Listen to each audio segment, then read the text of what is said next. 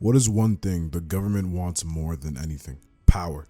But how do you maintain power over centuries? You need a powerful army. The government has been able to keep control of the world for a long time. But thanks to a man named Dieselbeck, the balance of the world was thrown off its axis.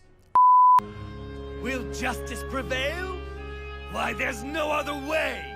According to Sengoku and the Road to Laugh Tale chapter, Dieselbeck is Roger's strongest enemy ever, and he is the taboo pirate. Breaking many taboos the world government tries to keep secret, he led the strongest pirate crew we've ever seen to date, and because of this, he almost took down the government and became king of the world. Thanks to the help of Garp and Roger, they defeated the Rock's pirates, and Rock's reign of terror was over, except his legacy still exists to this day. Kaido, Big Mom, Whitebeard, and Shiki, three of them became emperors, and they now rival the government in terms of power, and they are the only three pirates of Rox's crew that are now able to go against the government on their own. However, the Yonko are not only at odds with the government, but also with themselves and other pirates. Because of this, the government is able to stay on top. But how long will that last? Not very long, because the government just abolished the warlord system. Moria is actually the only warlord who carried out the government's direct orders, and they had him killed because he was weak. Mihawk doesn't even show up majority of the time, and even during Marineford he was hardly trying. And Dofi, Crocodile, and Jinbei all betrayed the government. Even Kuma betrayed the government. So obviously trusting pirates for the government is a bad idea. But what on earth could replace the power of the 7 warlords? The answer is science. During the Whole Cake arc, Sanji was introduced to the Germa clones. He learns about the special research team that helped create the Lineage factor, and Yonji tells Sanji that Judge used to help Vegapunk on scientific research. With the Lineage factor, you could extract bloodline elements from organisms, basically extracting attributes of certain organisms and implementing them into other organisms. Basically, Judge Vinsmoke was a part of a scientific research team with Vegapunk.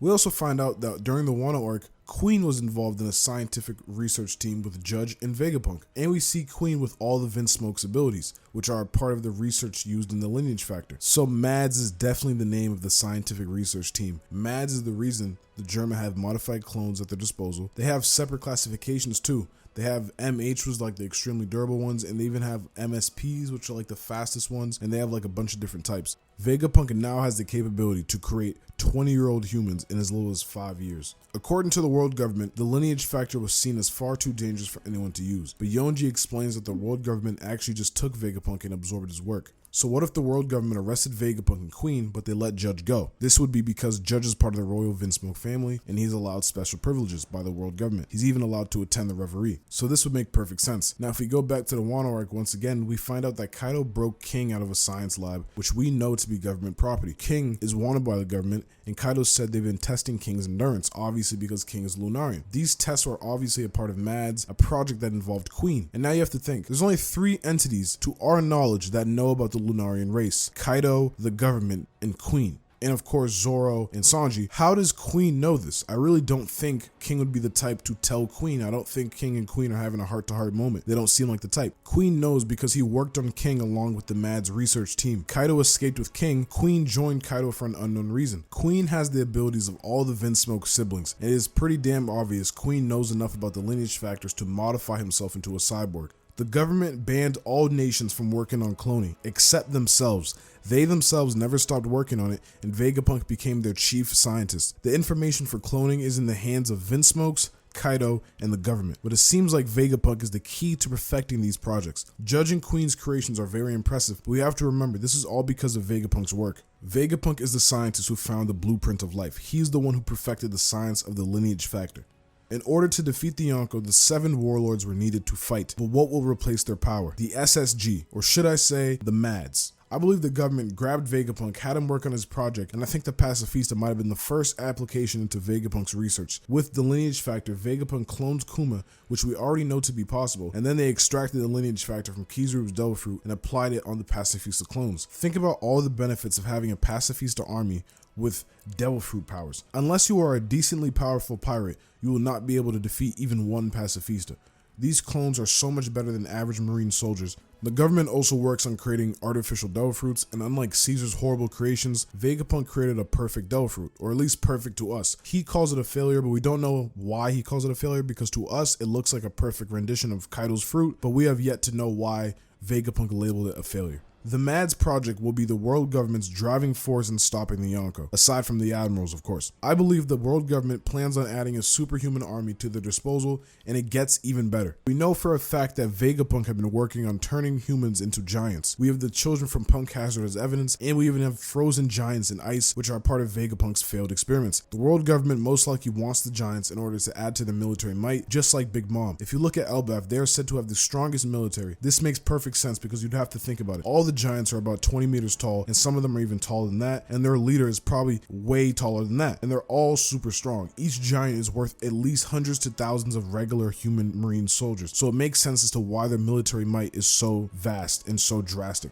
Big Mom even said if she had the Elbaf giants behind her, she would have easily become Pirate King. The world government is aware of Elbaf's power, but they are also aware of their warrior spirit. Elbaf would never let the world government take control of them, so the world government decided not to waste resources fighting Elbaf to the death and instead created their own giants. And with Vegapunk, they saw the perfect opportunity, a man who would be smart enough to help them finish their research. And along with the lineage factor, Vegapunk could create the most powerful creation. So, in order to recap, Vegapunk and the world government, they have the lineage factor. They use the lineage factor in order to extract devil fruit abilities and create super soldiers. Vegapunk helped the government complete the gigantification research, and the SSG will be a scientific army created by Dr. Vegapunk in order to replace the warlords. I don't think Vegapunk is just going to stop at a clone army. I think he's going to make a lot more important soldiers. We need to have a replacement that can compromise, right? Just having a bunch of pacifista is not going to equal the power of the warlords, because we saw people like Boa who was easily defeating pacifistas, right? Mihawk,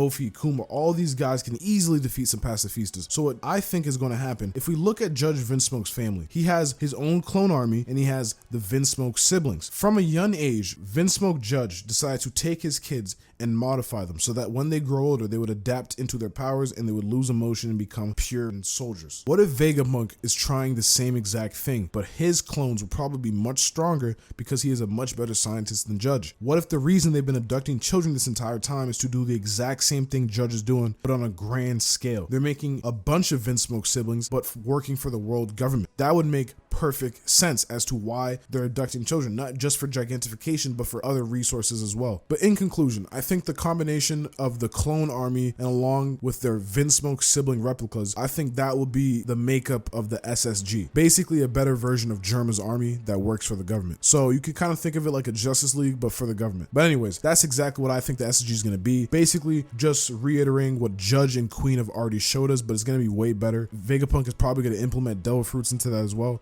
So that's really what I'm thinking for the SSG. I'm just thinking it's going to have to be something that can match the warlord's strength. All 7 warlords together are honestly one of the greatest powers in the world. Like, imagine if all the warlords decided to actually work together and like give it their best effort at Marineford. They could actually fuck some shit up, you know what I mean? So it is really important to think about that. So what do you guys think of this theory? Let me know down below. Drop a comment and drop a like if you enjoyed today's video. I'll see you guys in the next one. Peace.